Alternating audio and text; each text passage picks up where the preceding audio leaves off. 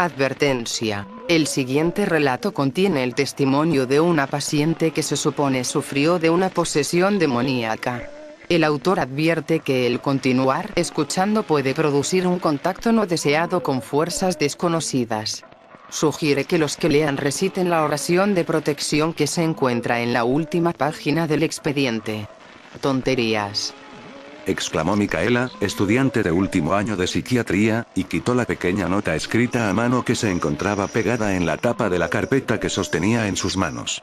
Si no creo en Dios, mucho menos en el diablo. Dio una rápida mirada a su alrededor antes de continuar escuchando. Estaba sola, todo a su alrededor no era más que silencio, un silencio apremiante que parecía oprimir a quien se atreviera a entrar en aquel débilmente iluminado sótano del Instituto para Enfermos Mentales. Cajas llenas con expedientes e historiales clínicos de pacientes del manicomio se podían ver apiladas de forma ordenada en estantes alrededor de las paredes. Sobre un pequeño escritorio, casi sepultado por una montaña de papeles, la futura doctora acababa de encontrar finalmente, después de mucho buscar, un caso que le serviría para su tesis de grado y que había logrado despertar su curiosidad. Paciente. Rebecca Weisbridge. Edad. 16 años. Familiares. Gerald Weisbridge. Padre. Actualmente en prisión por cargos de violación, incesto y asesinato. Anna Blomeyer. Madre. Fallecida. Murió al dar a luz a la menor de sus hijas, Marianne Weisbridge. Hermana. Asesinada. Fue encontrada muerta, desangrada en la cajuela del auto de su padre. Diagnóstico: trastorno de personalidad múltiple, esquizofrenia, epilepsia, síndromes neurológicos tangibles. Poseída por el demonio. Dr. Christian M. Goldbeck. Observaciones: duerme en el suelo, come arañas, moscas, tierra y bebe su propia orina. Grita en su habitación por horas hasta que escupe sangre, rompe crucifijos, cuadros de Jesús, se rasga la ropa. A continuación, una transcripción de la última entrevista realizada a la paciente por el Dr. Goldbeck. Al día siguiente esta se suicidó ahorcándose con las sábanas de su cama. Vaya. Este parece ser un caso interesante, se dijo al observar las aclaraciones escritas a mano y continuó escuchando el informe. Todo comenzó cuando mi hermanita menor me confesó un terrible secreto. Creo que mi habitación está embrujada, me dijo. Por las noches siento que me visita una presencia maligna, me observa mientras duermo, me domina y me lastima. Si me hubieran preguntado en ese entonces si creía que algo así pudiera pasar. No, ni en 1.000.000 de años. ¿Eso quiere decir que ahora crees en fantasmas, Rebecca? Oh no, no era un fantasma, doctor. Estaba consciente de que era algo mucho peor, algo diabólico. Todo fue empeorando, las cosas con mi hermana se pusieron muy feas. Te advierto, no deberías continuar escuchando esto. Dime, ¿qué pasó con ella? Días antes de su muerte, Marianne murmuraba por toda la casa que los demonios la seguían. Esto hacía que hasta mi padre le evitara, todos se alejaban de ella, excepto yo. Siempre me gritaba que la dejara sola, pero nunca lo hice, era mi hermanita pequeña, y además... ¿Sí? Yo no le creía. Te comprendo, Rebecca. Murmuró Micaela en voz baja y rápidamente dio la vuelta a la hoja, movida por las ansias de saber qué pasaría a continuación. Vio por segunda vez la inquietante advertencia escrita a mano. Te advierto, por segunda vez, no deberías continuar escuchando esto.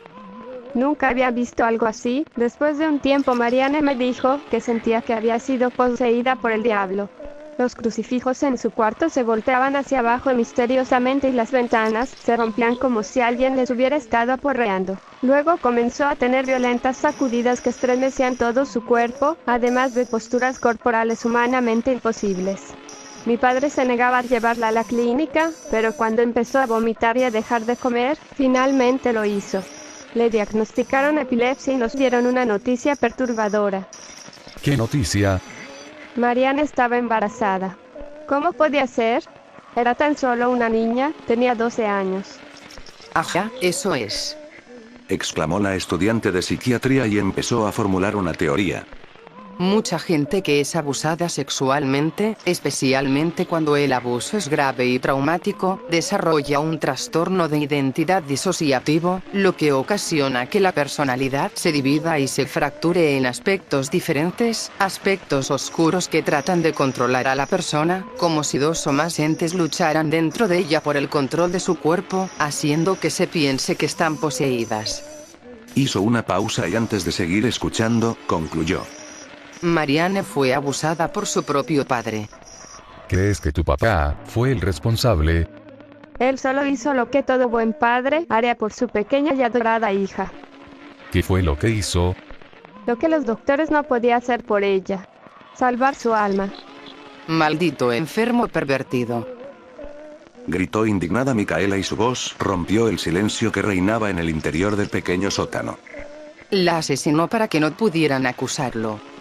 Una noche cuando ella ya no estaba, dormí en su cuarto. Sentía una curiosidad enfermiza por experimentar por mí misma lo que mi hermanita había pasado, ya que todavía me negaba a creer. Primero empecé a escuchar algo que parecía una escalofriante tonada, flotaba en el ambiente y me adormeció por completo. Es uno de los ruidos típicos con los que comienza un demonio, para que la víctima sepa que está allí. ¿Qué? Seguramente algún vecino dejó el equipo encendido. Bromeó Micaela. La cama empezó a estremecerse, las paredes a emitir ruidos extraños, como si alguien golpeara del otro lado. Estaba asustada. Escuché pasos y vi como una sombra entró en la habitación. A esto se le llama invasión. Empiezan a escucharse ruidos en la casa, normalmente sonidos de golpes acompañados de visiones. Por el rabillo del ojo, Micaela dirigió una nerviosa mirada hacia la puerta entreabierta que daba al pasillo. Estaba casi segura de haber visto pasar una sombra corriendo. Es solo mi imaginación, se dijo, segura de que su mente le estaba haciendo una mala jugada. Yo estaba paralizada, no podía mover los músculos. Lo que sea que fuera, se subió en la cama y se deslizó hasta mi pecho, presionó su rostro sobre el mío, tenía pómulos y una quijada prominentes. Parecía enojado y violento.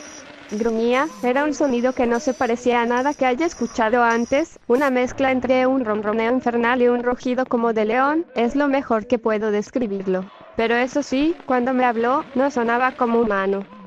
En este punto, Micaela estaba segura de que no debía continuar escuchando, acababa de escuchar un ruido extraño y seco. Parecían pisadas de cascos, como los de un caballo, acercándose cada vez más hasta donde ella estaba. ¿Te habló? ¿Y qué fue lo que dijo? Me dijo su nombre. ¿Cuál era su nombre, Rebecca? Por tu propia seguridad, cierra el archivo ahora. Doctor, estoy asustada, no quiero continuar con esto, estoy viendo cosas horribles. Son solo alucinaciones, vamos, haz un esfuerzo.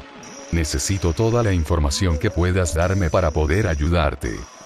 No creo que sea seguro decirlo, no por mí, sino por usted, ya que al parecer funciona como una especie de llamado. Sí, parece responder a su nombre y viene rápidamente dispuesto a poseer y atormentar. ¿Seguro que quiere que se lo diga? No creo que esté preparado para recibir su visita esta noche, doctor, pero si quiere correr el riesgo, se lo diré. Su nombre es... Micaela repitió cada letra inconscientemente y de inmediato se llevó las manos a la boca alterada. Ingirumimus noectec consumimur igni. Lo siento, Rebecca, no entiendo lo que dices. Rebecca ya no está aquí, doctor, pero no se preocupe, muy pronto usted se le unirá. La víctima se contorsionaba de tal forma que sus huesos parecían a punto de fracturarse en una dolorosa lucha por expulsar de su cuerpo a la presencia maligna. Anima est hostia pro carnifice timeante eternos empera positis. El corazón de Micaela latía violentamente, estaba segura de que alguien la observaba, una presencia extraña que acechaba desde las sombras. En su mente, luchaba frenéticamente para que el nombre del demonio dejara de asomarse en su cabeza, pero era inútil. Tus pensamientos te delatan, escuchó decir a una voz en su interior, una voz como la de una bestia enfadada a punto de atacar, la oración de protección. Recordó, y empezó a pasar las hojas restantes del archivo, llenas de fotografías tan perturbadoras y horribles, que estaba segura de que no podían ser fruto de su imaginación. En una de ellas creyó ver la imagen de dos jovencitas crucificadas de cabeza, con sangre saliendo de sus bocas. Tú serás la tercera, repetía la bestial voz en su cabeza. Finalmente, y sintiendo el miedo recorrer cada fibra de su cuerpo, llegó a la última página del archivo y lo único que encontró fue una pequeña nota, escrita con la misma caligrafía a mano con las que se habían escrito las notas aclaratorias a lo largo del informe. Te advertí que no siguieras escuchando. Una de las principales enfermedades del hombre es su inquieta curiosidad por conocer lo que no debería llegar a saber. He tomado y destruido la oración de protección. Debo librarme de él. Debo pasar esta maldición a otra persona y la única forma de hacerlo es consiguiéndole otra alma para atormentar. Buena suerte. Atentamente, Dr. Goldberg. Micaela ahogó un grito de terror al sentir una prominente quijada que se pegaba a la suya, y que en un susurro se abrió, mientras pronunciaba claramente dos palabras que le calaron hasta lo más profundo de sus huesos. Eres mía.